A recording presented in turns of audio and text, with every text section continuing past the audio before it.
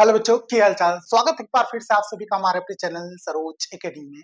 जैसे कि आप सभी जानते हैं, इस चैनल के माध्यम से रेगुलरली आपको क्लास 9th और क्लास 10th में मैथमेटिक्स के सपोर्ट किए जा रहे हैं। आज के वीडियो में हम बात करने वाले हैं क्लास 10th में मैथ्स के बारे में। आज का हमारा टॉपिक है चैप्टर 8 बैंकिंग एवं कराधान। आज के वीडियो में हम इसके इंपॉर्टेंट बेसिक्स क्लियर कवर करने वाले हैं, जिसके ऊपर आपका सारा चैप्टर बेस्ड होने वाला है। प्लीज पूरा वीडियो ध्यान से देखिएगा, वीडियो का एक भी पॉइंट स्किप मत कीजिएगा। मैं आपको बिल्कुल यकीन दिलाता हूं कि इस वीडियो को देखने के बाद आपको कोई भी डाउट नहीं रह जाएगा आपका पूरा चैप्टर सॉल्व करने में। चलिए वीडियो शुरू करते हैं। देखिए, जब हम चैप्टर 8 की बात करते हैं, बैंकिंग एवं कराधान के बारे में बात करते हैं, तो बिल्कुल ध्यान में रखिएगा। जब भी इसकी बात करते हैं तो आपको बैंकिंग एक अलग चीज होता है, कराधान एक अलग चीज होता है ना। आपको बैंकिंग का पूरा जो कैलकुलेशन है वो कहाँ देखने को मिलेगा? चैप्टर 8.1 में, मतलब 8.1 स्टार्टिंग वाले भाग में। और जब कराधान की बात करते हैं, कराधान का मतलब होता है बेटा टैक्स। टैक्स कर बोलते हैं ना जिसको, टैक्स, उसका पूरा कैलकुलेशन देखने को मिलेगा आपको 8.2 में। तो अभी हम बात करने वाले हैं सिर्फ बैंकिंग के बारे में, याद रखिए ना। हमारा मेन टॉपिक होगा अभी 8.1, उसमें हम लोग देखेंगे बैंकिंग क्या होता है। ठीक है, चलिए बैंकिंग के बारे में बात करते हैं। चलिए, जब बैंकिंग में आते हैं तो बैंक में क्या होता है, आप पैसा जमा करते हो, तो पैसा जमा करते हो तो बैंक क्या देती है बेटा? आपको ब्याज देती है। क्या देती है? ब्याज। तो पैसा किस फॉर्म में जमा करते हो, आपको आपको ब्याज किस तरीके से मिलता है, इसके बारे में बात करते हैं। तो याद रखिए, हम लोगों का बैंक में दो टाइप का खाता होता है। एक आवर्ती जमा खाता होता है और एक क्या होता है बेटा आपका सावधि जमा खाता होता है। तो यहाँ पे हम लोग बात करते हैं आवर्ती जमा खाते के बारे में। याद रखिए, बैंकिंग में आपका दो टाइप का खाता मिलेगा, आवर्ती जमा खाता, आवर्ती जमा खाता, जमा खाता, ठीक है। और दूसरा मिलेगा बेटा आपको सावधि जमा खाता, सावधि जमा खाता, जमा खाता। अब दोनों में अंतर क्या है ये भी मैं आपको बता देता हूँ। आवर्ती जमा खाता और सावधि जमा खाता, इन दोनों में डिफरेंस क्या है, ध्यान से देखिएगा। जब आवर्ती जमा खाते की बात करते हैं और जब सावधि जमा खाते की बात करते हैं, तब ध्यान में रखिएगा, आवर्ती जमा खाते में हमेशा जो ब्याज का कैलकुलेशन होता है बेटा, वो कैसे होता है? महीनों में। कैसा होता है? महीनों में। यहाँ पे लिख लेता हूँ, ब्याज की गणना, ब्याज की गणना, ये बिल्कुल बहुत इंपॉर्टेंट चीज है ना, याद रखिए। आवर्ती जमा खाते में ब्याज की गणना होती है बेटा मासिक। कैसा होता है? मासिक। बिल्कुल ध्यान में रखिएगा ना, मतलब हर एक महीने आपका ब्याज का कैलकुलेशन होगा। अगर एक साल में टोटल 12 महीने होते हैं, तो बिल्कुल 12 के 12 महीनों में आपके ब्याज का क्या होगा बेटा? गणना होगा। उसका कैलकुलेशन मिलेगा, पहले महीने का, दूसरे महीने का, तीसरे महीने का, इस टाइप का। ध्यान में रखिएगा। अगर यहाँ पे एक वर्ष है, समय क्या है बेटा? मान के चलिए यहाँ पे टाइम का मान कितना है बेटा? एक वर्ष है। कितना है? एक वर्ष। तो एक वर्ष में कितने टोटल 12 माह होते हैं। कितने होते हैं बेटा? 12 माह। मतलब हर महीने आपको क्या मिलेगा? इसमें ब्याज मिलेगा, मतलब हर महीने ब्याज का कैलकुलेशन होगा। ठीक, ये चीज आपको ध्यान में रखना है। चलिए, ये तो हो गई ब्याज की गणना की बात। लेकिन याद रखिए, कभी भी इसमें जब ब्याज की गणना होगी ना, तो जो दर होता है, आर का मान, ये बदलेगा नहीं। दर का कैलकुलेशन हमेशा कैसा होगा बेटा? इसमें वार्षिक। कैसा होगा इसमें? वार्षिक। ऐसा मत सोचना कि ब्याज की गणना हर माह हो रहा है सर, तो दर जो दिया हुआ है वो वार्षिक क्यों हो रहा है? वो भी तो मासिक होना चाहिए। मासिक नहीं भैया, ब्याज की गणना हमेशा, अब इसमें कैसा होगा? अगर मासिक होगा तो दर कैसा होगा? इसमें वार्षिक के हिसाब से ही दर को लिया जाएगा। ठीक है, अभी फार्मूले की भी बात करेंगे, उसके लिए थोड़ा फोल्ड कर लो। सावधि जमा खाते में आ जाओ। सावधि जमा खाते में बात करें तो इसमें ब्याज की जो गणना होती है, ब्याज की गणना, अगर इसकी बात करें तो इसमें ब्याज की गणना तीन तरीके से देखने को मिलेगी आपको ना। मासिक में तो नहीं मिलेगा, एक मिलता है तिमाही, इसको बोलते हैं त्रैमासिक। ठीक है, मतलब तिमाही मतलब हर 3 माह में। हर 3 माह में क्या होगा? ब्याज की गणना। दूसरा ब्याज की गणना इसी में मिलेगा बेटा 6 माही। 6 माही, मत 6 माही का मतलब आप जानते हो, 6 माही बोलो या 6 माही बोलो, एक ही चीज है। 6 माही, 6 माही में क्या होता है बेटा? आपको 6 माह में ब्याज की गणना होगी। कितने माह में? 6 माह। अब एक साल में कितने 3 माह बोलूंगा तो आप बोलोगे सर एक साल में 4 3 माह होते हैं। 4 3 माह होते हैं कि नहीं होते हैं? बिल्कुल होते हैं। एक साल में कितने 6 माह बोलूंगा तो आप बोलोगे सर एक साल में 2 6 माह। 2 6 माह होता है कि नहीं होता है? बिल्कुल होता है। और एक कंडीशन होता है इसमें, वार्षिक। कैसा होता है बेटा? वार्षिक। ठीक है, तो वार्षिक में कितना होता है? 12 माह। होते हैं कि नहीं होते हैं? बिल्कुल होते हैं ना, ध्यान में रखिएगा। ठीक है? तो यहाँ पे ध्यान में रखिए, जब तिमाही बोलते हैं तो 3 माह, छमाही बोलते हैं तो 6 माह और वार्षिक में टोटल 12 माह। तो वार्षिक में आपको ब्याज का कैलकुलेशन एक ही बार होगा, ध्यान में रखिए। 4 माह, 2 माह, 2 6 माह लिखो, 4 3 माह लिखो, वार्षिक में एक बार में, मतलब टोटल का टोटल 1 वर्ष का एक बार में। अगर बोलते हैं ब्याज की गणना वार्षिक है, तो आप टी का मान बिल्कुल इसके अकॉर्डिंग रखोगे कि वर्ष में है कि नहीं। चलिए, अब बात करते हैं नेक्स्ट चीजों का। आवर्ती जमा खाते में जब ब्याज का कैलकुलेशन करोगे, उसके लिए फार्मूला, ये फार्मूला आपको बुक में दिया हुआ है। उदाहरण नंबर 1 और 2 करोगे तो दूसरे वाले उदाहरण में आपको ये फार्मूला ऑलरेडी बना बनाया मिलेगा ना, वो मैं अभी से लिखवा दे रहा हूँ। ध्यान में रखिए, P into R divided by 100 into 1/12 bracket के अंदर n into n plus 1 divided by कितना होता है बेटा 2। ये होता है आपका आवर्ती जमा खाते की ब्याज का फार्मूला। बिल्कुल, ये फार्मूला आया कहाँ से? अगर इसकी बात करें तो आप साधारण ब्याज तो पढ़ के आए हो। साधारण ब्याज क्या होता है बेटा? P into R into T divided by 100। बिल्कुल पढ़ के आओगे, 9th में देखने को मिलता है ना ये सारी चीजें। तो यही चीजें जो है, ये फार्मूला का थोड़ा सा परिवर्तित रूप है। P इंटू आर तो दिख रहा है, लेकिन समय का कैलकुलेशन यहाँ पे 1/12 n into n plus 1 divided by 2 ऐसा लिखे हैं, वो समय का कैलकुलेशन है पूरा का पूरा। नहीं तो यहाँ पे P into R into T divided by 100 ही होता, जो साधारण ब्याज का फार्मूला था ना। बिल्कुल, अब यहाँ बात कर रहे हैं हम लोग ये। अब आपके मन में आएगा, पी तो आप समझ गए, क्वेश्चन में मूलधन दिया रहा है। आर ये तो दर हो गया। टी यहाँ पे नहीं दिख रहा है, टी की जगह क्या दिख रहा है? एन। एन क्या है मैं आपको बताऊं? जब क्वेश्चन बोलेगा ना समय 1 वर्ष है, तो आप ये देखोगे कि ब्याज की गणना कितनी बार हो रही है। अगर मासिक में हो रहा है ब्याज की गणना आवर्ती जमा खाते में, तो मासिक में ही होगा। तो एन का मान जो होगा ना बेटा, ये 1 वर्ष ना, 1 ना होकर कितना होगा? 12 होगा। क्यों? क्योंकि हर महीने ब्याज मिल रहा है। तो यहाँ पे आप एन की जगह कितना रखोगे पता है? 12 रखोगे। बिल्कुल, ये चीज ध्यान में रखना। अगर 1 साल के लिए है, 2 साल के लिए होता तो कितना रखे? 12 दूनी 24, 3 साल के लिए होता 36, 4 साल के लिए होता तो उसके अकॉर्डिंग आप धीरे धीरे डेटा क्या करती? आगे बढ़ाते जाते। लेकिन अब दूसरी चीज या ध्यान रखना, जब सावधि जमा खाते की बात करते हैं, सावधि जमा खाते में ब्याज, ब्याज, जब सावधि जमा खाते के ब्याज की बात करते हो बेटा, तो इसके बाद के हम लोग तो बोलते हैं कंपाउंड इंटरेस्ट, जिसको हम लोग बोलते हैं चक्रवृद्धि ब्याज। क्या बोलते हैं? चक्रवृद्धि ब्याज। तो इसका फॉर्मूला होता है आपका P into 1 plus R divided by 100 to the power n, और ये माइनस का p। ठीक, ये चीज ध्यान रखना, ये आपका सावधि जमा खाते के ब्याज का फार्मूला हो जाएगा। इसमें मिश्र धन का भी डायरेक्ट फार्मूला देखने को मिलता है आपको, ये भी मैं लिख देता हूँ। मिश्र धन, मिश्र धन, इसको ए से दर्शाते हैं। इसका फार्मूला होता है आपका, डायरेक्टली याद रखिएगा, P into 1 plus R divided by 100 to the power n।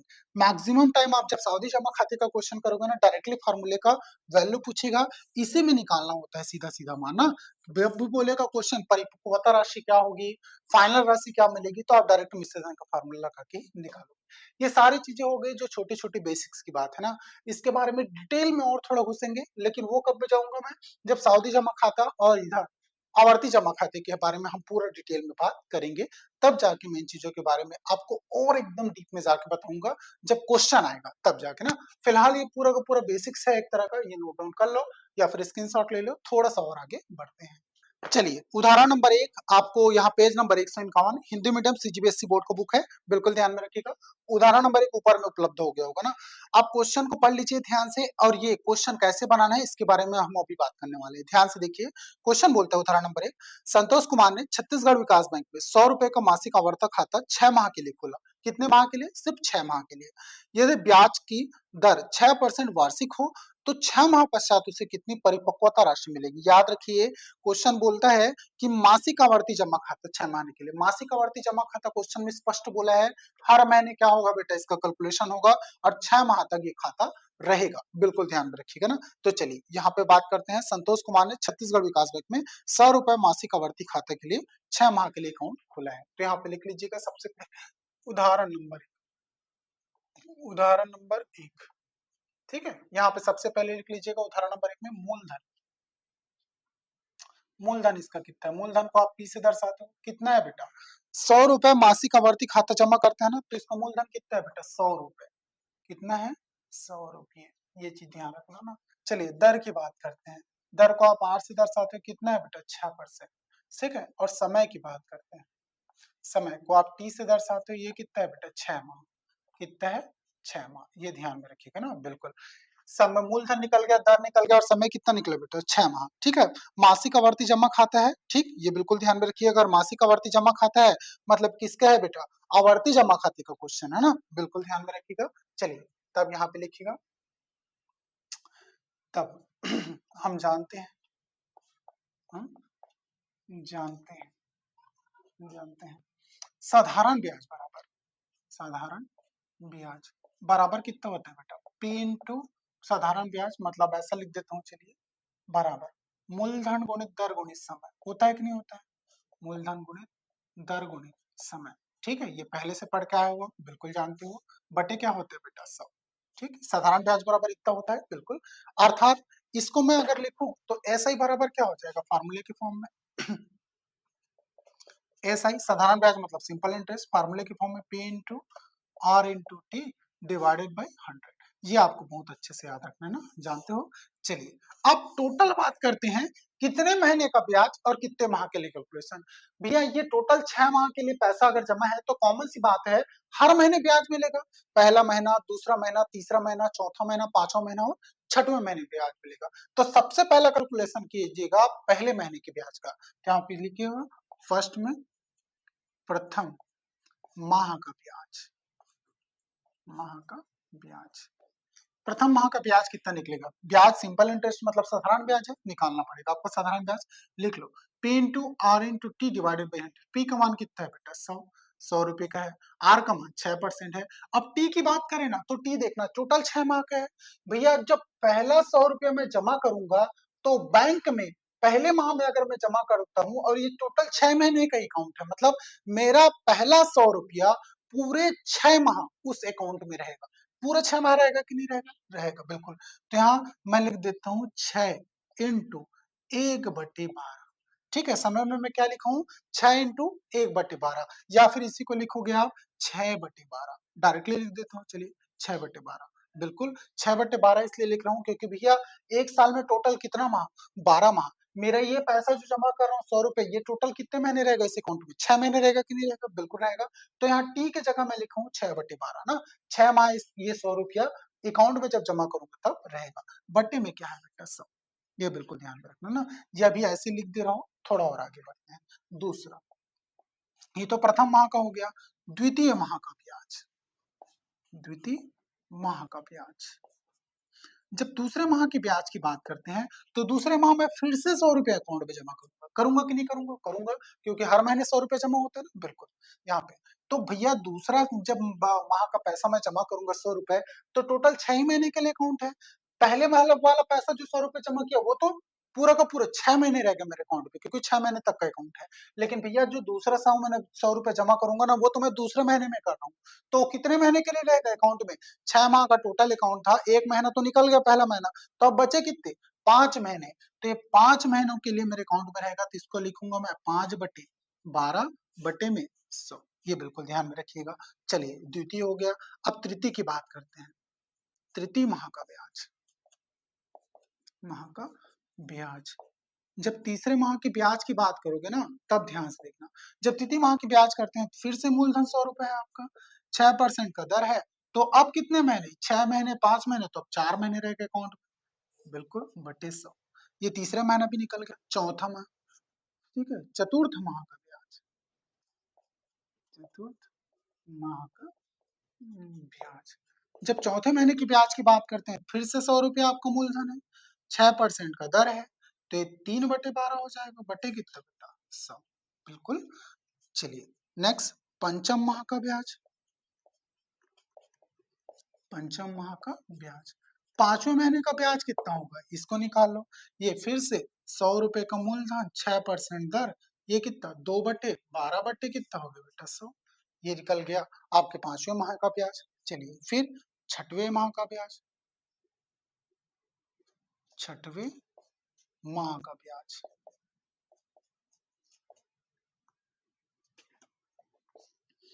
या फिर छठवें की जगह षष्ठी भी लिख सकते हो, माह का ब्याज, छठवें माह का ब्याज।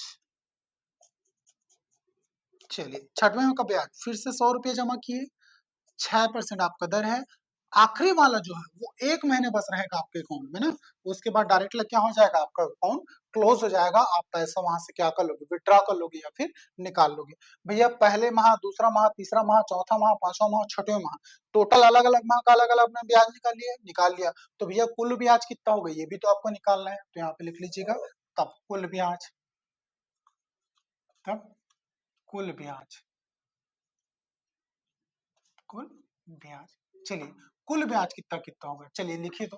पहले माह का कितना था, 100 × 6 × 6, 100 × 6 × 6 / 12/100, ये पहले माह का है। दूसरे माह का कितना था, 100 × 6 × 5/12/100, होगा ना, बिल्कुल होगा, ध्यान में रखिए। ऐसा तीसरा माह का निकल जाएगा बेटा, 100 × 6 × 4/12/100, होगा, बिल्कुल होगा। इस ऐसा ही इसका भी हो जाएगा, 100 × 6 × 5/12/100, होगा नहीं, बिल्कुल होगा। ठीक है, ऐसे ही दो को और जोड़ दो, प्लस नेक्स्ट क्या हो जाएगा आपका, 100 × 6 × 4 तो हो गया था, 3/12/100, बिल्कुल होगा। प्लस एक और जोड़ दो, दो और जोड़ना पड़ेगा ना, 100 × 6 × 2/12/100, बिल्कुल होगा। प्लस एक और जोड़ दो, 100 × 6 × 1/12/100, ये निकल गया आपका पूरा का पूरा कैलकुलेशन, पूरा लिख दिया डेटा मैंने। जितना डेटा लिखा है उसमें कुछ कुछ चीजें कॉमन है, ध्यान से देखो, सभी में 100 कॉमन है, सभी में 6 कॉमन है, सभी में नीचे का 12 कॉमन है, मतलब 1/12, 1/12, 1/12, 1/12, और सभी में नीचे का भी 100 क्या है बेटा, कॉमन है। जितना चीज कॉमन है पूरा बाहर निकाल दो, ध्यान से देखो क्या क्या कॉमन है। सभी में ऊपर का 100 कॉमन है, सभी में ऊपर का 6 कॉमन है, सभी में ऊपर का 1/12 कॉमन है, ठीक है, नीचे में सभी का 100 कॉमन है, बिल्कुल कॉमन। जितना कॉमन था मैंने निकाल लिया। अंदर में क्या क्या बचे देखो, यहाँ से यहाँ पे बचा ऊपर में केवल +6, यहाँ 5 बचा केवल, यहाँ क्या बचा, केवल 4 बचा, यहाँ क्या बचा, केवल 3, फिर 2, फिर 1 बचा होगा, और कुछ तो नहीं बचा है, बिल्कुल नहीं बचा है। अब ध्यान से इसमें जो कटता है भैया काट दो, 100 से 100 कटा, ये 6/12 हो गया, नहीं 6/12। अंदर में क्या बचा, ध्यान से देखिएगा। चलिए इसको 6, 5, 4, 3, 2, 1 ऐसा लिखा हुआ है, बिल्कुल ये सीरीज में है पूरा का पूरा, बिल्कुल दिख रहा होगा। अब समांतर श्रेणी में आप फॉर्मूला पढ़े हो, क्या पढ़े हो बेटा, एन पदों का योग कितना होता है भैया, यहाँ पे समांतर श्रेणी में है कि नहीं, देख लो इन दोनों के बीच डिफरेंस एक एक एक एक बिल्कुल है समांतर श्रेणी में। तो आपने पढ़ा है एस एन का एक फार्मूला, याद करो, एस एन बराबर कितना होता है बेटा, n/2 और a+l। क्या ये सारी चीजें इसमें उपलब्ध है, अगर ये उपलब्ध है तो इसमें लगा सकते हो फार्मूला। एन मतलब पदों की संख्या, कितने पद है, 6 पद है, एन का मान तो पता है, प्रथम पद पता है, अंतिम पद भी पता है, या तो 6 या तो 1, बिल्कुल सारा कुछ है। एस एन का डायरेक्ट फार्मूला यहाँ पे लगा दो। चलिए यहाँ पर डायरेक्टली बात करते हैं, एन का मान कितना है बेटा, तो यहाँ पे लिख दिया 6/2, ठीक है, ब्रैकेट के अंदर a+l, a का मान कितना है 6, l का मान है 1, ये लो डायरेक्टली एकदम फार्मूला लग गया, सीधा का सीधा लगा दिए। यहाँ पे लिख लेना, बगल में जो फार्मूला लगा है वो लिख देना, ठीक है, चूंकि Sn बराबर कितना है बेटा, n/2, ब्रैकेट का मान a+l, बिल्कुल ये लगा दिया मैंने, ठीक है, ये फार्मूला यहाँ पे लिख देना, चल जाएगा काम आपका। चलिए 6 दूनी 12, 1/2 तो यहाँ हो गया, इधर 2 तिया 6, 3 यहाँ हो गया, इंटू 6 और 1 कितना हो गया बेटा 7, ये लिख दिया मैंने। तो यहाँ पे डायरेक्टली लिख दो इसको, 6 + 1 7 हो गया, ठीक है, ये 7 7 तिया कितना हो गया बेटा 21, तो यहाँ पे हो गया 21/2, इसको और कर दो यार डिवाइड आपका, 2 1 कम 2, ठीक है, फिर तो एक छोटा हो गया, तो यहाँ पे क्या ले लेना, एक ले लो, ठीक है, फिर से उसके बाद क्या हो गया, 2 1 कम 2, एक बचा, तो यहाँ पे पॉइंट ले लो, फिर कितना हो जाएगा,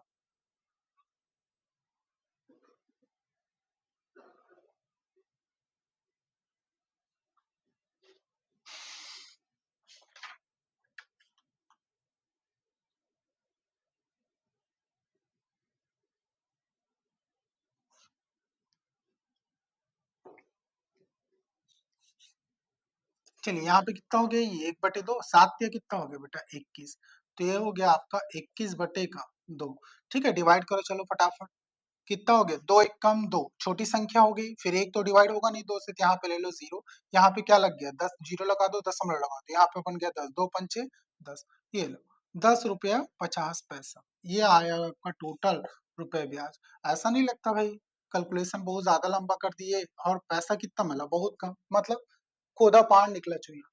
भैया इतना लंबा कैलकुलेशन करने के बाद 10 रुपए 50 पैसे का ही ब्याज मिल रहा है, बिल्कुल ध्यान में रखिएगा। आपका कुल ब्याज इतना है ना, ये ब्याज है बेटा, आपका क्या है, ब्याज है, ध्यान में रखिएगा। चलिए ये आपका निकल गया ब्याज।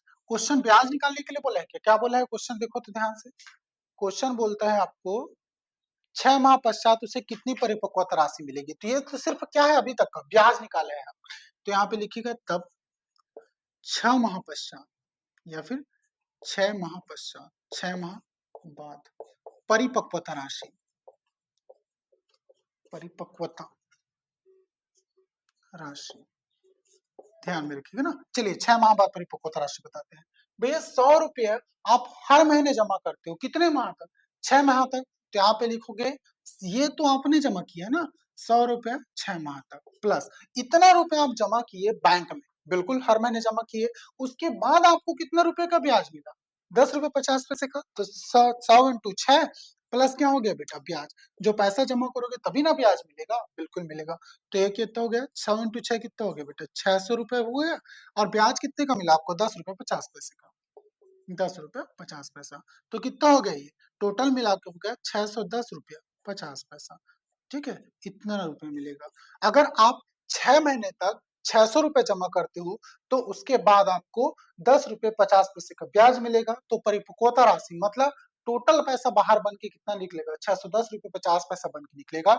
अगर आप आवर्ती जमा खाते में अकाउंट खुलवाते हो बैंक में, तो जिसको हम लोग चालू खाता भी बोलते हैं एक तरह से ना, तो ये चालू खाता की बात कर रहे हैं। ब्याज को बहुत कम मिलता है चालू खाते में, और सादी चौक खाते में ब्याज आपको ज्यादा देखने को मिलेगा। फटाफट स्क्रीनशॉट ले लो, फिर नोट डाउन कर लो। उसके बाद हम सेम क्वेश्चन को, ये जो दिख रहा है इस टाइप का क्वेश्चन जो आवर्ती खाता जमा का है, इसमें हम लोग फॉर्मूला बेस्ड होकर इस क्वेश्चन को सॉल्व करेंगे, जो फॉर्मूला मैंने आपको स्टार्टिंग में बताया है। इतना लंबा सॉल्व करना नहीं पड़ेगा, आप टेंशन इसका मतलब। चलिए फटाफट स्क्रीनशॉट ले लो, नोट डाउन कर लो, आगे बढ़ते हैं। आई होप सो आपने स्क्रीनशॉट ले लिया होगा या फिर नोट डाउन कर लिया होगा। मैं पूरा डेटा एरिज करता हूँ, आगे बढ़ते हैं। चलिए अब उदाहरण नंबर 2 की बात करते हैं, पेज नंबर 192। उदाहरण नंबर 2 देख लीजिएगा, इसी में से आपका आवर्ती जमा खाते का फार्मूला बनकर तैयार होगा, जो फार्मूला मैंने आपको स्टार्टिंग में बताया। या ध्यान से देख लीजिएगा, उदाहरण नंबर 2 दिख रहा होगा स्क्रीन में। यहाँ पे हम डेटा इसका लिखना शुरू करते हैं। उदाहरण नंबर 2 बिल्कुल, क्या लिखा है बेटा, यदि पी रुपीस मासिक आवर्ती जमा खाते में 8% वार्षिक ब्याज की दर से n माह तक जमा किया जाता है, तो n माह पश्चात आवर्ती जमा खाते में ब्याज की गणना कीजिए। एकदम सिंपल सा बोला है। सबसे पहले यहाँ लिख लीजिएगा मूलधन, मूलधन, मूलधन को किससे दर्शाते हो, आप शुरू से जानते हो, मूलधन को पी से दर्शाते हो। तो यहाँ पे भी मूलधन कितना दिया है, पी रुपये दिया है, बिल्कुल दिया है। ठीक है, दिया है भैया, देख लीजिएगा ना, पी रुपया मासिक आवर्ती जमा खाता लिखा हुआ है। उसके बाद यहाँ पे पी रुपया मासिक, मूलधन कैसा है बेटा, पी रुपया मासिक है, बिल्कुल ध्यान में रखिएगा ना, ये लिख दिया मैंने। दर बताइए, दर कितना है, दर को आप आर से दर्शाते हो। दर कितना है, दर भी तो इसमें आर ही दिया है क्या, बिल्कुल दिया है, आर परसेंट ही लिखा है। दर को आप आर परसेंट लिख लीजिएगा। ये भी कैसा है बेटा, वार्षिक। ठीक है, पैसा मासिक जमा होता है, लेकिन दर हमेशा कैसा होता है, वार्षिक होता है, बिल्कुल ध्यान में रखिएगा। चलिए उसके बाद कितने माह तक, एन माह तक समय जमा करते हैं, यहाँ पे लिख देना समय। समय को आप टी से दर्शाते हो, लेकिन यहाँ पे दिया है एन माह। ठीक है, बिल्कुल समय को माह के फॉर्म में यहाँ पर दिया गया है। चलिए तब यहाँ पर देखते हैं आप कितना रुपए का ब्याज मिलता है ना, यहाँ पे पूरा देख लीजिएगा। चलिए तब क्वेश्चन बोला है आपको कि ये अगर पूरा टोटल एन माह तक रहता है, तो एन माह के बाद आपको ब्याज कितना मिलेगा ये निकालना है। तो यहाँ पे लिखिएगा, तब यहाँ पे लिख लेते हैं फर्स्ट, प्रथम माह का ब्याज, प्रथम माह का ब्याज। ध्यान से देखिएगा, मैं पहले माह का ब्याज निकाल रहा हूँ ना। ब्याज का फार्मूला आप पहले से जानते हो, कितना होता है बेटा, P into R into T divided by 100, ऐसा लिखते थे ना, बिल्कुल ऐसा लिखते थे आप, याद है, बिल्कुल याद है। चलिए इसमें जो डेटा दिया है उसके अकॉर्डिंग इसको लिख लीजिए, बस कुछ मत करिएगा। यहाँ पे P इंटू आर, यहाँ पे स्मॉल आर दिया है, बिल्कुल स्मॉल आर रख लीजिए, स्मॉल P स्मॉल आर है, और T का मान N दिया है, तो यहाँ पे N डिवाइडेड बाई 100। लेकिन अब ध्यान से मेरी बात सुनिएगा, ये तो पहले माह का हो गया आपका, बिल्कुल हुआ कि नहीं हुआ, हुआ। ठीक है, और ये मासिक है ना, किसका कैलकुलेशन है, मासिक है, तो इसको N नहीं बेटा, आप क्या लिखोगे, N बाई 12, क्या लिखोगे, n/12। ये पहला महीना का जब मैं पैसा जमा करूंगा तो ये पूरा का पूरा पैसा कितने महीनों तक रहेगा, टोटल 12 महीने तक रहेगा, तो इसलिए इसको n/2 लिख दिया हूं, क्योंकि एक साल में कितना होता है 12 माह, यहाँ वार्षिक लिखा है तो वार्षिक के हिसाब से आपका कैलकुलेशन होगा। चलिए ये प्रथम माह का ब्याज निकल गया। अब सेकंड में देखते हैं दूसरे माह का ब्याज। दूसरे माह का ब्याज, जब दूसरे माह की ब्याज की बात करते हैं तो वही मूलधन होगा, वही दर होगा, लेकिन जब समय की बात करते हो तो पहले माह में तो n माह थे टोटल, ठीक है, n माह का था, फर्स्ट वाली कंडीशन में टोटल n माह था। अब भैया ये एक महीना क्या हो जाएगा, कम हो जाएगा, तो ये क्या हो जाएगा n-1 माह। कितना हो गया बेटा, n-1 माह, n-1 डिवाइडेड बाई 100। एक महीना कम हो गया कि नहीं हुआ, बिल्कुल हो गया। इसी तरीके से तीसरे की बात करते हैं, थर्ड में देखिए ना, तीसरे माह का ब्याज, जब तीसरे माह की ब्याज की बात करते हैं तो वही पी होगा, वही आर होगा, लेकिन इस बार एक महीना और घटेगा, n-1 था, n-2 हो जाएगा, डिवाइडेड बाई 100। ध्यान में रखते जाइएगा ये चीजें। चलिए एक एक महीने क्या हो रहा है बेटा, कम होते जा रहे हैं, ठीक है। अब इसको थोड़ा सा बढ़ा लीजिए, date date date date date आगे बढ़ते हैं, इधर भी डेट डेट डेट डेट आगे बढ़ते हैं। आप ध्यान से देखिएगा ना नीचे, ठीक है, मैं नीचे लिख देता हूं, अंतिम से पूर्व माह का ब्याज। अंतिम से जस्ट पूर्व की बात करो, मतलब अंतिम से एक पहले, यहां पे लिख देता हूं अंतिम से एक पहले माह का ब्याज, अंतिम से एक पहले माह का ब्याज। भैया ये ब्याज चाहे जितने महीने के लिए भी हो, ये पैसा मेरे को नहीं पता कितने महीने के लिए जमा किया गया है, लेकिन एक चीज बिल्कुल पता है, आखिरी से जस्ट पहला माह बोलूंगा तो आखिरी माह में मैं माह की संख्या कितना लिखूंगा, एक, क्योंकि इसके बाद नेक्स्ट माह आएगा क्या, नहीं आएगा। आखिरी माह से जस्ट एक पहले बोलूंगा तो भैया माह की संख्या वहां पे लिखूंगा मैं दो। कितना लिखूंगा, दो। ये चीज आपको बिल्कुल ध्यान में रखना है, चीज समझ में आना चाहिए ना। यहाँ पे लिखा मूलधन वही, आर वही, लेकिन जब एन की मान की बात करूंगा ना तो आपका महीना कितना हो जाएगा, अंतिम से जस्ट एक पहले की बात, मतलब जस्ट एक पहले, तो अंतिम माह तो पहला माह होगा आपका सबसे नीचे का, बिल्कुल वो आखिरी माह होगा, उसमें आप कितना लिखोगे, 1/12 लिखोगे, लेकिन अंतिम से जस्ट एक पहले बोल रहा है तो 2/12 आ जाएगा, बिल्कुल आएगा यहाँ पे। तो ये लिख देता हूं मैं 2/12 माह बटे कितना बेटा 100। आप सोचोगे सर ये एन एन लिख रहे थे ये कहाँ गया, भैया अंतिम की बात करते हैं, एन माह की संख्या है, हो सकता है 4 महीना, 5 महीना, 6 महीना जो भी हो। अगर n का मान के चलिए यहाँ पे 6 महीना होता तो 6/12 लिखते, यहाँ 6 माइनस एक तो कितना होता है बेटा, 5/12 नहीं होता, बिल्कुल होता। यहाँ पे n का मान 6 रखते तो कितना होता, 6 - 2 4/12 होता, बिल्कुल।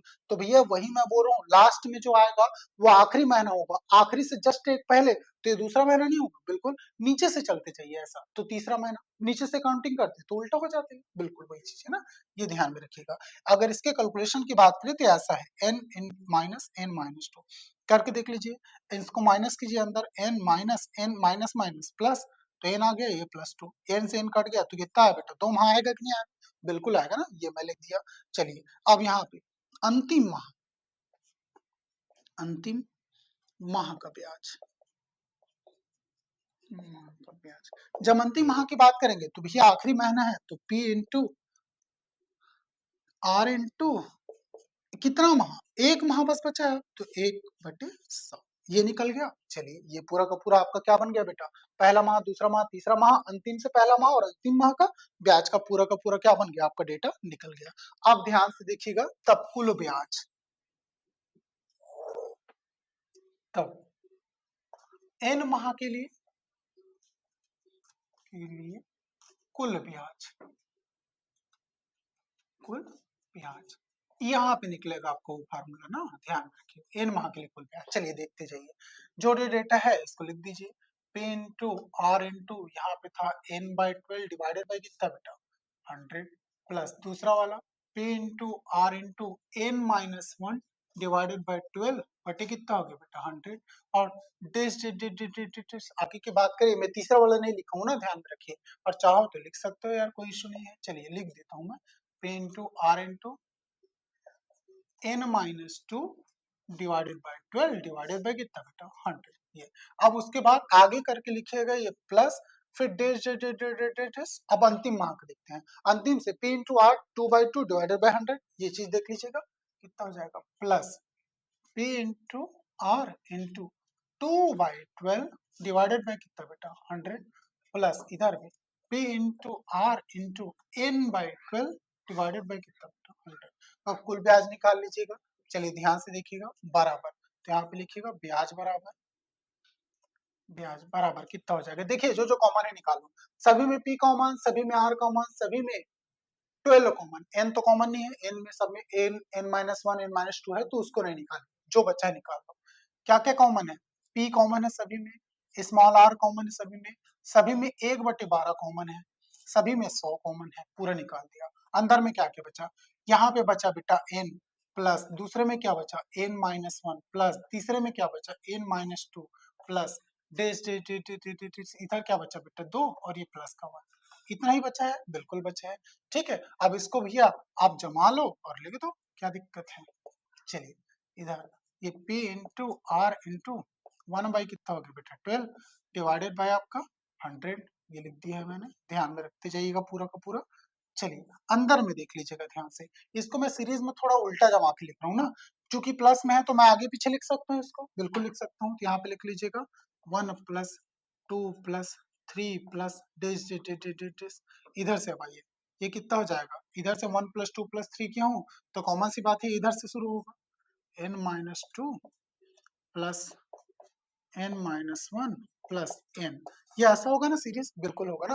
आप देख लीजिए इसमें अगर सीरीज में देखोगे तो इन दोनों के बीच में अंतर एक है, इन दोनों के बीच में अंतर एक है, इन सभी के बीच में भी अंतर निकालोगे तो कितना निकलेगा बेटा, एक ही निकलेगा।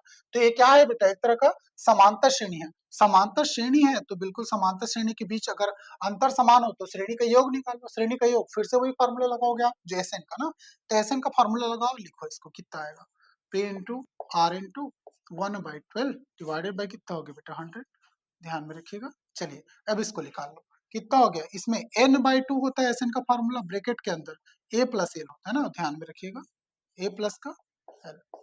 ठीक, चलिए इसमें मान रखो n का मान, कितने पद है टोटल, n पद है तो n ही रख दिए। ठीक है, प्रथम पद कितना है यहाँ पे एक है तो चलिए एक रख दीजिए, कोई बात नहीं। और अंतिम पद कितना है n है तो n रख दीजिए। भैया अंदर में ये प्लस में है ना, प्लस में है तो इसको आगे पीछे लिख सकता हूँ, प्लस में मान तो चेंज नहीं होता, एक में n जोड़ो या n में एक जोड़ो एक ही मतलब है। मैं इसको इसलिए ऐसा कर रहा हूँ ताकि मेरे को फॉर्मूले के फॉर्म में लिखते बने, ध्यान रखिए n प्लस का 1, ये लिख दिया मैंने।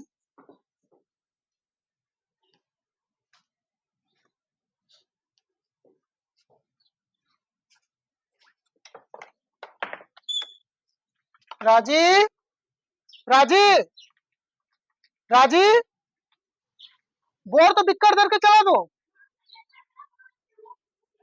तो कमलेश कहाँ है।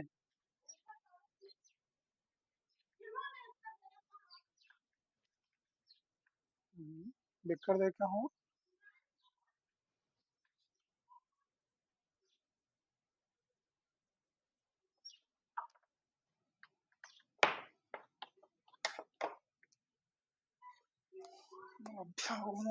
बहुत में नहीं हक सकूं मैं।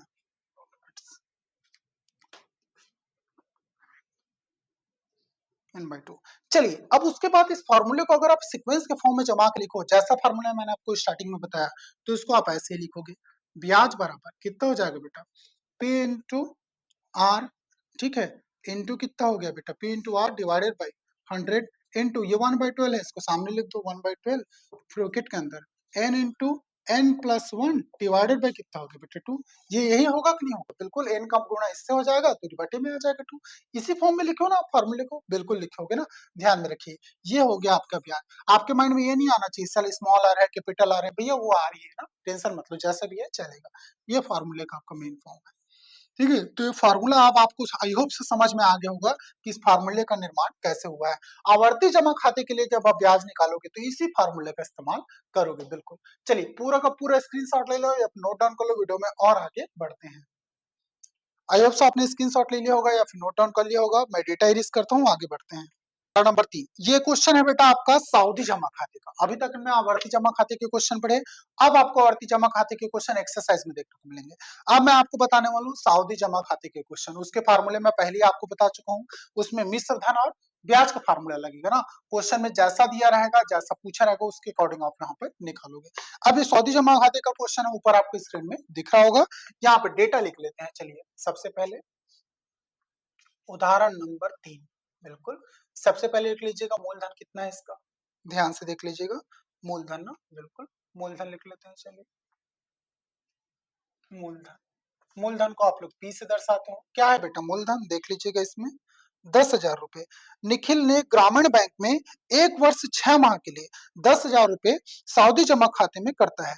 यदि ब्याज की दर 8% प्रति वर्ष है, उसका संयोजन अर्धवार्षिक हो तो निम्नलिखित निखिल के,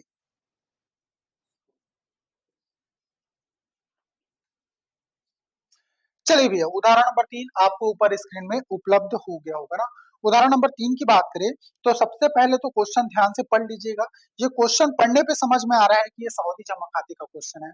अगर आपके सावधि जमा खाते का क्वेश्चन है तो बिल्कुल आवर्ती जमा खाते के जो दो क्वेश्चन आपने लगाए, इसके बाद आप एक्सरसाइज 8.1 में उसके बहुत सारे क्वेश्चंस करने वाले हो ना।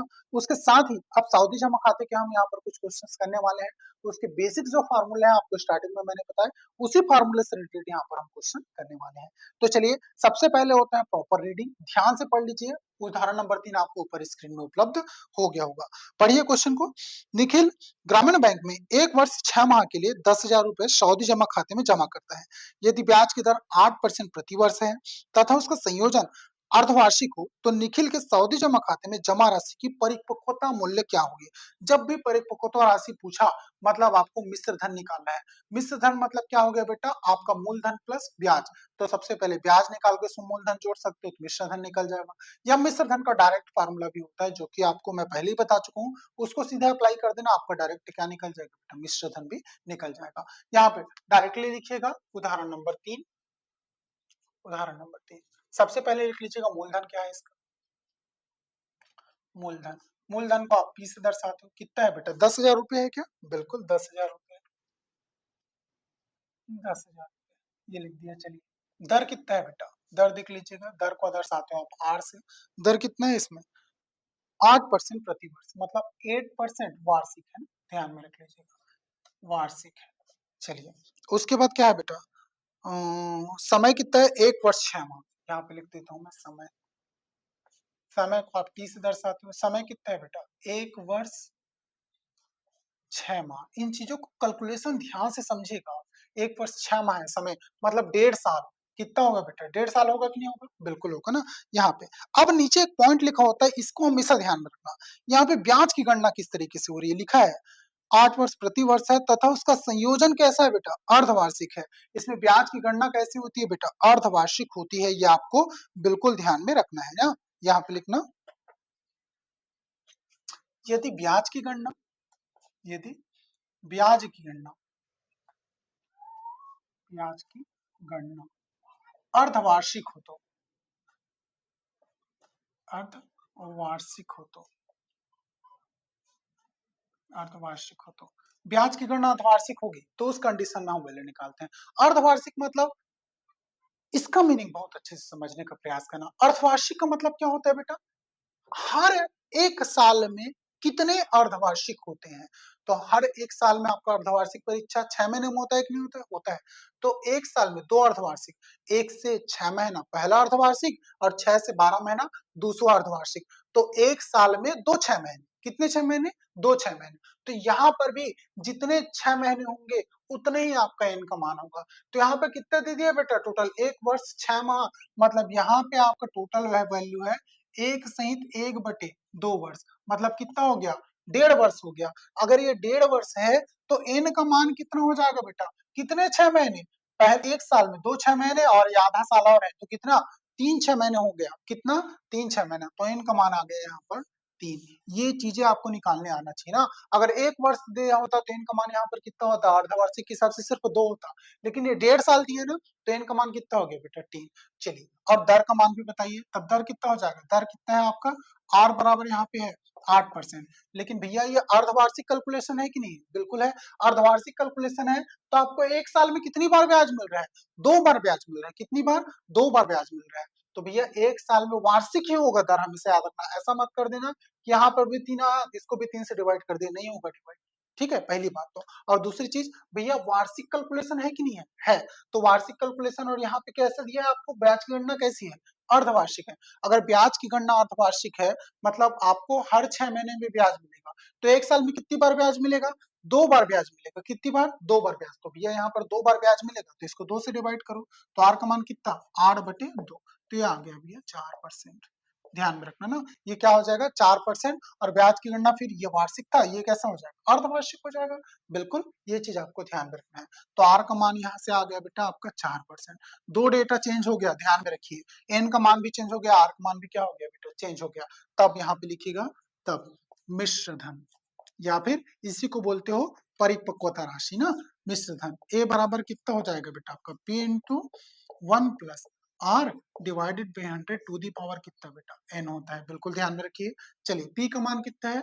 10,000 रुपये लिख दिए। 1 + आर का मान कितना है? आर का मान ये निकाले वो लिखोगे ना, 4/100। एन का मान कितना है बेटा? एन का मान आपकी बारी 3 है, लिख दिए 3। 10,000 रुपये इंटू इधर 4 × 5, चलिए 4 × 1 = 4, 4 × 2 = 8, तो ये हो गया 1। और 4 × 1 = 4 ऊपर कट गया, 4 × 2 = 8, 2। और ये कितना बचा बेटा? 2 बचा होगा, 2 बचा तो कितना हो गया? 20, 4 × 5 = 20, ये हो गया पावर 3। तो कितना हो गया? 10,000 लिख दीजिए यहाँ पे, इंटू 25 × 25, 25 और 1 26, तो ये हो गया बेटा 26/25 पावर में 3। अब इसको भैया एक्सपेंड करके गुणा कर लो, कोई इशू नहीं है। उसके अलावा कोई दूसरा ऑप्शन नहीं है। 25 26 से कटेगा क्या? नहीं कटेगा। इसको लिख लेना 26/25, इसको भी 26/25, इसको भी 26/25। ठीक है, चलिए फटाफट गुणा करिए और गुणा करके काट दीजिए, फिर कोई दिक्कत नहीं है। यहाँ पे ध्यान से देखिएगा, मैं इस 25 को इससे डिवाइड करना चाहता हूँ ना, ध्यान से देखते जाइएगा। 25 के 100, ठीक है, तो ये हो गया बेटा 400। ओके, एक बार और काटे क्या 25 से? देख लीजिएगा ध्यान से, एक बार और काटूंगा। 25 से कम 25, ठीक है, कितना बचा बेटा? आप बोलोगे सर 25 से कम 25 से कटा तो कितना बचा आपका? 15 बचा। 15 बचे तो कितना हो गया? 150। 25 छक्के कितना हो गया? 150। ध्यान में रखिए। तो क्या क्या बचा आपके पास? यहाँ बचा बेटा 16 इंटू ऊपर में क्या बचा? 26 इंटू 26 नीचे में आपका बचा है 25। ठीक है, और कुछ नहीं बचा है, ध्यान में रखिएगा। चलिए, अब ध्यान से इसको मैं चाहूं तो यहीं पे कैलकुलेशन करके और लिख दो। अब गुणा करते हैं। 26 इंटू 26 आप पहले से जानते हो, ठीक है, कितना होता है? 676। टेबल गुणा करके देख लेना। दो 26 को मल्टीप्लाई किया, 676 आ गया। यहाँ पे 16 इंटू 676 इंटू लास्ट में और 26 बचा है बेटा, नीचे क्या बचा है? 25 बचा है। इसी को और आगे लिख लेते हैं। ए बराबर, इन दोनों का गुणा कर करके लिखते जाओ। 676 इंटू 26 और कर लेता हूँ, फिर इसका कैलकुलेशन देख लेंगे कितना है। 676 इंटू कितना बेटा? 26। देखो, 6 × 6 = 36 हासिल है 3, 6 × 7 = 42, 43 44 45 का 5 हासिल है 4, 6 × 36, 36 + 4 40। इधर फिर 2 का करो, 6 × 2 = 12 का 2 हासिल है 1, 7 × 2 = 14 और 1 15 का 5 हासिल है 1, 6 × 2 = 12 और 1 13, 6 7 5 7 1, 17,576। यहाँ आ गया बेटा 16 इंटू 17,576 आया। बटे में कितना है बेटा आपका? 25 है, ध्यान में रखते जाइएगा। बिल्कुल बटे में 25 है। अब 16 का भी गुणा कर दो, उसमें कितना आएगा? 17,576 में हमने गुणा किया बेटा 16 का। 16 का गुणा करो, कितना आएगा? 6 × 6 = 36 का 6 हासिल है 3, 6 × 7 = 42, 43 44 45 का 5 हासिल है 4 बचा बेटा। फिर 6 × 5 = 30, 30 और 4 34 का 4 हासिल है 3 बचा बेटा। ठीक है, फिर 6 × 7 = 42, 43 44 45 का 5 हासिल है कितना बेटा? 4। 6 × 6 = 6, 4 कितना हो गया? 10, ये निकाल लिया मैंने। इंटू, अब इसका 6 7 5 7 1, क्योंकि एक से ही गुणा है तो सेम डेटा है। ये 6 6 5 11 का 1 हासिल है 1। ठीक है, तो कितना हो गया? 8 8 2 तो 12 का 2 हासिल है 1, 6 5 5 5 10 और 11 का 1 हासिल है 1, 8 और ये 2, कितना आ गया बेटा? 28 12 16, 28 12 16 बटे में कितना है आपका? बिल्कुल ध्यान में रख लीजिएगा, बटे में डेटा है 25। काटो तो इसको, कितना आ रहा है में से? देखते हैं, चलिए काट के ना, ध्यान से देखिएगा।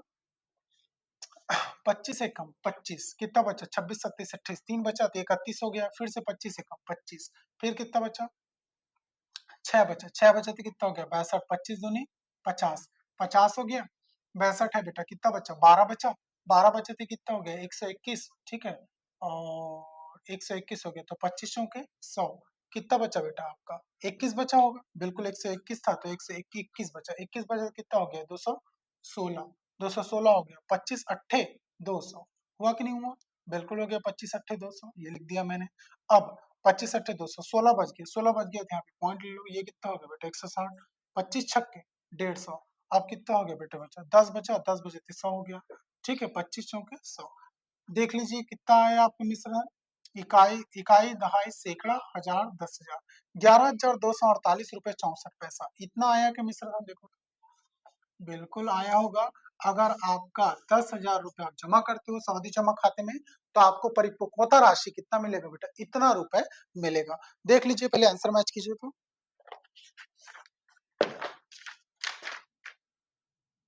248 रुपए, बिल्कुल इतना ही आया है, तो यहाँ पे नीचे में लिखना चाहो तो स्टेटमेंट में लिख लेना।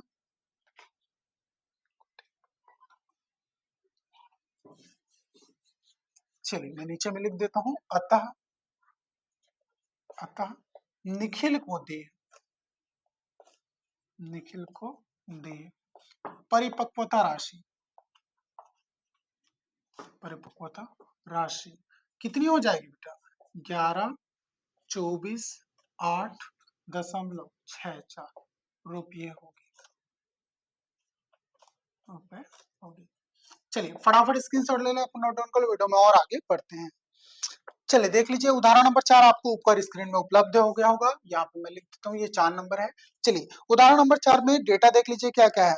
मोहन कृषि विकास बैंक में 50,000 रुपए 2 वर्ष के लिए सावधि जमा खाते में जमा करता है, यदि ब्याज की दर 10% वार्षिक हो तो ब्याज ब्याज प्रति 6 माह बाद संयोजित होता है, इसमें भी 6 माह ही है, ठीक है, तो परिपक्वता बैंक पर उसे कितनी राशि देगा, बिल्कुल ध्यान में देखते हैं। चलिए ये हो गया, मूलधन कितना 50,000 रुपए, 50,000 रुपये, दर कितना है बेटा इसमें, दर देखिएगा 10% वार्षिक, 10% वार्षिक, ये लो लिख लो।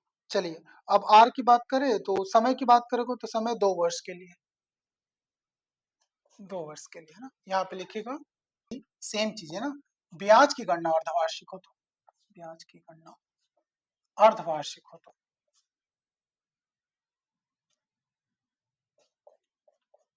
अर्धवार्षिक हो तो, अगर ब्याज की गणना अर्धवार्षिक होगी बेटा तो दर कैसा होगा, आर का मान बताइए, आप ये अर्धवार्षिक है तो एक साल में कितने 6 माह, 2 6 माह, तो इसको 2 से डिवाइड करना है, बिल्कुल तो यहाँ पे 10/2 तो यह हो गया 5%, अर्धवार्षिक हो जाएगा ये 5%, अर्धवार्षिक लिख सकते हो, यहाँ पे कोई इशू नहीं है, 5% अर्धवार्षिक डायरेक्ट ले लेता हूँ, अर्धवार्षिक, ठीक है। चलिए अब उसके बाद करते हैं एन का मान, एन का मान कितना हो जाएगा, एन देखिए एक साल, टी का मान है 2 वर्ष, तो भैया एक साल में कितने दो दो 6 माह होंगे, तो आप बोलोगे 2 6 माह, तो 2 साल में कितने 6 माह, 4 6 माह होंगे, तो एन का मान यहाँ हो जाएगा यहाँ पे 4, कितना हो जाएगा 4, नीचे लिख लीजिएगा, तब मिश्र धन बराबर, मिश्र धन या फिर इसी को बोलते हैं अपरिपक्वता राशि, ए का मान कितना हो जाएगा बेटा, P into 1 + r/100 to the power कितना बेटा एन, तो पी का मान बताइए, पी का मान है यहाँ पे 50,000, 1 + r का मान कितना है, r का मान तो भैया 5% हो गया, n का मान कितना है ये 4 हो गया, ठीक है, ये हो गया आपका 50,000 रुपए, 1 + ये 5 दूनी 10, तो 1/20 हो गया, पावर में कितना बेटा, अच्छा ये हो गया आपका 50,000 रुपए, 20 एकम 20, 20 और 1 21/20, पावर में कितना 4, ये हो गया 50,000 रुपए इंटू 21/20 इंटू 21/20 इंटू 21/20 इंटू 21 कितना बेटा 20, चलिए इसका देख लीजिएगा, 1 0 0 0, 4 जीरो कटा, इधर भी 1 2 3 और ये 4, 4 जीरो कट गया, चलिए अब इसको लिख लो जो जो बचा है, ऊपर में बचा है बेटा 5 इंटू 21 इंटू 21 इंटू 21 इंटू 21 बटे नीचे में 2 दूनी 4, 4 दूनी 8, 8 दूनी 16, ये हो गया 16, ऊपर 21 इंटू 21 5 इंटू 21 का वर्ग जानते हो आप कितना होता है? 21 इंटू 21 करोगे 441, इधर भी दो 21 को गुणा करोगे 441 बटे कितना बेटा 16। याद रखिए इन दोनों 21 का गुणा किए 441, इन दोनों 21 का गुणा किए 441 बटे में 16। अभी तो डिवाइड होगा नहीं क्योंकि ऊपर पूर्वी सम संख्या, नीचे में क्या है बेटा सम संख्या है। और गुणा कर लीजिए इसको, 441 का गुणा 441 से। चलिए ऊर्ध्व तिर्यक विधि से करते हैं इसको, समान संख्या है तो एक एकम एक, फिर 4 एक कम 4, 4 एक कम 4, 4 4 कितना हो गया बेटा 8 हो गया, तो ये लिख दिया 8। ठीक है, उसके बाद इधर 4 एक कम 4, 4 एक कम 4, और ये 4 4 कितना हो गया बेटा 16। ठीक है, तो कितना हो गया 16 4 20 4 24, 24 का 4 हासिल है कितना हो गया बेटा 2 हो गया। अब इन दोनों को गुणा कर दो, 4 चौके 16, 4 चौके 16, 16 16 32। ठीक है, 33 34, 34 का 4 हासिल है 3 हो गया। ठीक है, फिर 4 चौके 16, 17 18 कितना हो गया बेटा 19 44 81। यहाँ पे लिख देता हूँ मैं 19 44 81 बटे कितना बेटा 16, ये लिख दिए। चलिए नहीं, एक इंटू 5 भी है ना, ध्यान रखिए 5 भी है गुणा में। चलिए 5 का भी गुणा कर देते हैं, इसी में 5 का गुणा कर दो, कितना आया 5 एकम 5, 8 पंच 40 का शून्य हासिल है 4, 5 चौके 20 4 24 का 4 हासिल है 2, 5 चौके 20 20 और 2 22 का 2 हासिल है 2, 5 नहीं 45 46 47 47 का 7 हासिल है 4, 5 एकम 5 5 4 कितना हो गया 9, 97 97 24 05 है नहीं, यहाँ पे लिख देता हूँ मैं। तब ए बराबर कितना हो गया बेटा आपका 97 24 05 बटे में कितना है आपका, ध्यान से रखिएगा 16। कितना है बेटा आपका बटे में 16 है। चलिए तो a बराबर फिर कितना हो गया, आप इसको डिवाइड कर लो यार, डिवाइड करो तो कितना आएगा ध्यान से ना, 16 छक्की 96। ठीक है, एक बचा, एक बचे तो कितना हो गया बेटा 112 हो गया, 12 तो छोटी संख्या है तो एक और लेना पड़ेगा, कितना हो गया 24, एक और लगी थी, यहाँ जीरो लगा दिया, नहीं सॉरी।